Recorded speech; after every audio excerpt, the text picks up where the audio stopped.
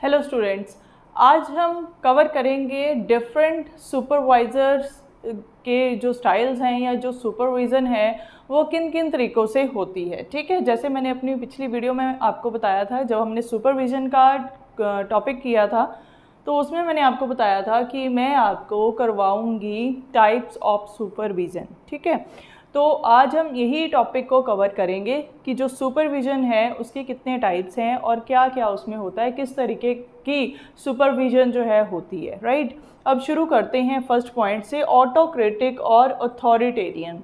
अब इसका मतलब क्या होता है? Absolute power. ठीक है, मीन्स हायर अथॉरिटी। ठीक है, कहने का क्या मतलब है? एब्सोल्यूट पावर होती है सुपरवाइज़र के पास एंड वो अपनी अथॉरिटी का फुल यूज़ करता है। ठीक, अब इसमें क्या आता है, जो सबॉर्डिनेट्स होते हैं, ठीक है, और वो सबॉर्डिनेट्स जो क्या है,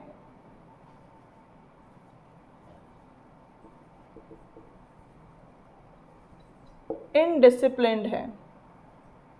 ठीक है, उनको डिसिप्लिन में रखना एंड स्ट्रिक्टली जो ऑर्डर सुपरवाइज़र दे रहा है उन ऑर्डर्स को फॉलो करवाना। तो बेसिकली ये जो ऑटोक्रेटिक स्टाइल ऑफ सुपरविज़न है वहाँ पे एप्लीकेबल होती है जहाँ पे जो सबॉर्डिनेट्स हैं वो कैसे हैं, इनडिसिप्लिन्ड हैं, रूल्स को ओबे नहीं कर रहे हैं। ठीक है, एंड क्या है, थोड़ी फ्रीडम लेके चलते हैं कि हमने मतलब क्या है, कोई भी काम दिया गया है करने के लिए उसको ओबीडियंस के साथ नहीं काम करते। ठीक है, अपनी रिस्पॉन्सिबिलिटी नहीं समझते उस काम को करने की। राइट, तो उस केस में क्या है, जो सुपरविज़न है वो ऑटोक्रेटिक स्टाइल की चलती है, जिसमें क्या है, स्ट्रिक्ट रूल्स बनाए जाते हैं। ठीक है, जो सुपरवाइज़र है वो स्ट्रिक्टली रूल्स बना के उनको फॉलो करवाता है बाय दी सबॉर्डिनेट्स। ठीक है, तो सबॉर्डिनेट से वो चाहता है कि स्ट्रिक्टली जो ऑर्डर, ठीक है, जो रूल्स, जो टेक्निक उसने बताई है अकॉर्डिंग टू सेम मैनर उसी चीज़ को माना जाए एंड उसके अकॉर्डिंगली वर्क हो। ठीक है, जैसे फॉर एग्जांपल कि जो सुपीरियर हैं, ठीक है, उन्होंने क्या है 100 यूनिट्स प्रोड्यूस करने के लिए बोला है। ठीक है, प्रोडक्शन किसकी करनी है? 100 यूनिट्स की प्रोडक्शन। ठीक है, तो क्या है, उन्होंने अपने सबॉर्डिनेट से इस तरीके से काम करवाना है कि ये 100 के 100 यूनिट्स जो हैं वो बन के रेडी हो। ठीक है, जो टारगेट दे दिया है सेम वही टारगेट जो है टाइमली बेसिस पे अचीव हो। ठीक है, क्या इसके लिए टेक्निक यूज़ होगी, किस मेथड से एक्टिविटीज़ परफॉर्म करनी है सो दैट हमारा जो टारगेट है क्वांटिटी का वो कंप्लीट हो जाए। ठीक है, तो इसमें क्या है, उस तरीके की सुपरविज़न काम करती है जहाँ पे जो एम्प्लॉइज़ हैं, ठीक है, वो क्या है, ज़्यादातर अपना जो वर्क है वो अच्छे से नहीं करते हैं या सम टाइम उनको ये रहता है कि हमारा जो वर्क है अगर तो सुपरवाइज़र जो है वो नोटिस कर रहा है तो then we are doing in correct way, otherwise क्या है वो काम को अच्छे तरीके से नहीं कर पाते। ठीक है, और करते भी नहीं हैं, ऐसी टेंडेंसी होती है, ऐसा उनका ह्यूमन बिहेवियर होता है। तो वहाँ पे ऑटोक्रेटिक स्टाइल ऑफ लीडरशिप या फिर ऑटोक्रेटिक स्टाइल ऑफ सुपरविज़न काम करता है। सेकेंड टाइप है हमारी सुपरविज़न की, लेज़र-फेयर और free rein style of supervision. अब इसको हम क्या बोल सकते हैं, इंडिपेंडेंट स्टाइल ऑफ सुपरविज़न। ठीक है जी, अब इसमें बेसिकली क्या होता है, जो सुपीरियर होता है या सुपरवाइज़र होता है वो फुल फ्रीडम देता है अपने सबॉर्डिनेट्स को।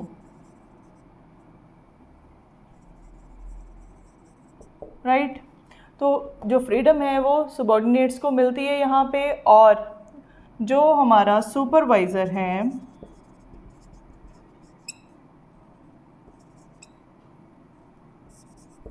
ठीक है,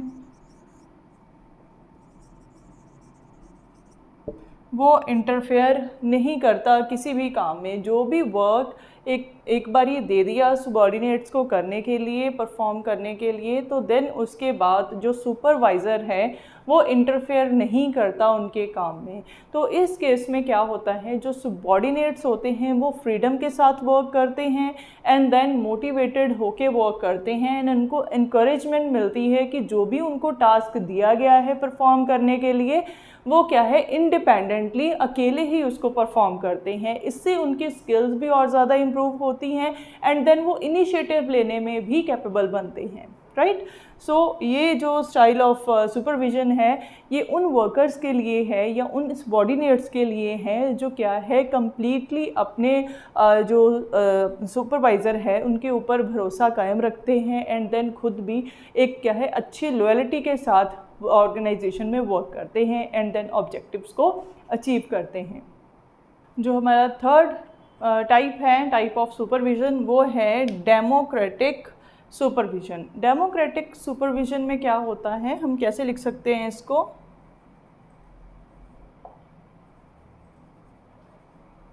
इसमें क्या है, म्यूचुअल कंसेंट होता है सबॉर्डिनेट्स का भी एंड सुपरवाइज़र का भी। जब डिसीजन मेकिंग होती है उस टाइम पे सुपरवाइज़र अपने सबॉर्डिनेट्स को भी पार्टिसिपेट करवाता है एंड देन उनके जो सजेशंस हैं उनको भी जो है रिसीव करता है एंड देन जो भी डिसीजंस लेने हैं उनमें उन सजेशंस को भी माना जाता है एंड उसके बेसिस पे जो भी डिसीजन मेकिंग होती है उसको कंप्लीट किया जाता है एंड देन उसके बाद टास्क जो सेट किए गए हैं अकॉर्डिंगली फंक्शंस परफॉर्म होते हैं। तो इससे जो सबॉर्डिनेट्स हैं उनमें मोराल हाई होता है एंड देन वो क्या है, जॉब सेटिस्फेक्शन भी पाते हैं, क्योंकि कहीं ना कहीं उनको एक ये फीलिंग आती है कि जब हमें क्या है एक डिसीजन मेकिंग का पार्ट माना जाता है तो उस केस में वो ये सोचते हैं कि we are the important part of the organization. तो ये चीज़ उनके लिए उनका मोराल हाई करने में बहुत हेल्पफुल होती है, जिससे वो बहुत ही खुशी से और क्या है लॉयल्टी के साथ ऑर्गेनाइजेशन में वर्क करते हैं। जैसे हमने यहाँ पे लिखा ना डेमोक्रेटिक सुपरविजन, तो यहाँ पे आप जो है म्यूचुअल कंसेंट जो है इसका डायरेक्ट मीनिंग दे सकते हो कि it is concern with the mutual consent, ठीक है, बिटवीन सुपरवाइज़र एंड सबॉर्डिनेट्स, ठीक है। इस तरीके से आप लिख सकते हो एंड देन उसके बाद आपने एक्सप्लेनेशन कैसे देनी है कि जो सुपरवाइज़र है, ठीक है, वो अलाउ करता है डिसीजन मेकिंग में पार्टिसिपेट करने के लिए अपने सबॉर्डिनेट्स को एंड देन सबॉर्डिनेट्स क्या है अपने सजेशंस देते हैं फ्रीली, ठीक है, with full freedom and initiative लेके क्या है अपने जो भी आइडियाज़ हैं उनको एक्सप्लेन करते हैं, ठीक है। जो क्या है वाइल डिसीजन मेकिंग उनके जो आइडियाज़ हैं उनको रिसीव किया जाता है by the supervisor and then जो भी टास्क है उसको फाइनलाइज किया जाता है, ठीक है। तो दैट्स इट, इतना आपने बताना है डेमोक्रेटिक सुपरविजन में। फोर्थ पॉइंट है हमारे पास ब्यूरोक्रेटिक सुपरविजन। अब इसमें क्या होता है, जो सुपरवाइज़र हैं, ठीक है, वो रूल्स एंड रेगुलेशंस बनाता है, ठीक है, एंड उन रूल एंड रेगुलेशंस को ओबे कौन करता है, सबॉर्डिनेट्स, ठीक है, और इंस्ट्रक्शंस दी जाती हैं कि किस तरीके से वर्क करना है एंड अकॉर्डिंग टू दैट जो हमारे सबॉर्डिनेट्स हैं वो वर्क परफॉर्म करते हैं, ठीक है, according to given directions, rules, instructions by the supervisor, right। जो सबॉर्डिनेट्स हैं फिर उसके अकॉर्डिंगली जो भी वर्क है उसको परफॉर्म करते हैं। अगर कोई क्या है कि जो सुपरवाइज़र द्वारा बनाए गए रूल एंड रेगुलेशंस हैं उनको फॉलो नहीं करते तो देन उनके लिए एक सीरियस नोट लिखा जाता है, ठीक है, जिसमें क्या है कि सम टाइम वो पनिशेबल भी हो सकता है, ठीक है, अगर क्या है वायलेंस होती है regarding these rule and regulations, ठीक है। तो इस केस में क्या है, जो सुपरवाइज़र है वो उनको कोई पेनल्टी भी लगा सकता है या कोई भी पनिशमेंट जो है वो दे सकता है। तो इस केस में क्या है कि जो सबॉर्डिनेट्स हैं वो फिर according to the given instructions जो हमारे सुपीरियर ने बोला है या बॉस ने बोला है, तो अकॉर्डिंग टू दैट वो हर एक चीज़ को मान के चलते हैं। तो जिस केस में क्या है कि जो वर्किंग प्रोसेस है उसमें काफ़ी सारे डिलेज आते हैं और सम टाइम सुपरवाइज़र के बनाए हुए रूल्स एंड रेगुलेशंस को ओबे करते करते या सम टाइम सबॉर्डिनेट्स के मन में ये आता है कि कहीं अगर ये रूल्स फॉलो ना किए गए तब क्या होगा। तो उस डर के कारण क्या है, सम टाइम इनएफिशिएंसी भी आती है वर्क में, ठीक है। क्योंकि अगर क्या है एम्प्लॉयज़ जो है डर के काम करेंगे, फ्रीडम के साथ वर्क नहीं करेंगे, तो देन कहीं ना कहीं वर्क में प्रॉब्लम आएगी, गोल्स अचीव करने में प्रॉब्लम आएगी, ठीक है। तो ये है हमारा bureaucratic style of supervision. So by these points हमारे ये जो टाइप ऑफ सुपरविज़न है यहीं पे ख़त्म होते हैं, ठीक है।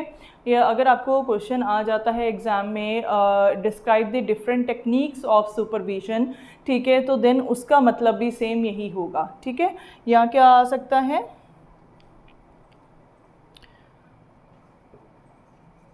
डिफरेंट टेक्निक्स या टाइप्स, ठीक है, या फिर डिफरेंट सुपरविजन स्टाइल्स, ठीक है। तो अगर आपको इनमें से कुछ भी पूछा जाए, चाहे क्या है उसकी टेक्निक्स हैं, टाइप्स हैं, डिफरेंट सुपरविजन स्टाइल्स हैं, तो उसमें आपने इन 4 जो हमने पॉइंट्स को रीड किया है, ठीक है, इनके बारे में ही आपने लिखना है। क्वेश्चन आ सकता है आपको suppose describe the supervision in detail, तो उसमें आप मीनिंग डेफिनेशन के बाद इन पॉइंट्स को भी डिस्क्राइब कर सकते हो, जिसमें आप ये बता सकते हो कि जो सुपरविजन है उसमें डिफरेंट टाइप्स ऑफ सुपरविजन आती है। जैसे सपोज़ कि जो सुपरवाइजर्स हैं उनके बिहेवियर के अकॉर्डिंगली किस तरीके से सुपरविजन होती है, उसके बारे में एक आप डिटेल नोट जो है, ठीक है, in the form of these points आप एक्सप्लेन कर सकते हो। सो आई होप आपको ये वीडियो अच्छी लगी होगी। अगर आपने कोई सजेशन देना है या आपको कोई इन्फॉर्मेशन चाहिए, ठीक है, इस टॉपिक से रिगार्डिंग, तो देन आप मुझे कमेंट सेक्शन में बता सकते हो। एंड जाने से पहले वीडियो को लाइक कीजिए, चैनल को सब्सक्राइब कीजिए, बेल आइकन को प्रेस कीजिए, सो दैट आगे आने वाली वीडियोस की नोटिफिकेशन आप तक पहुंच सके।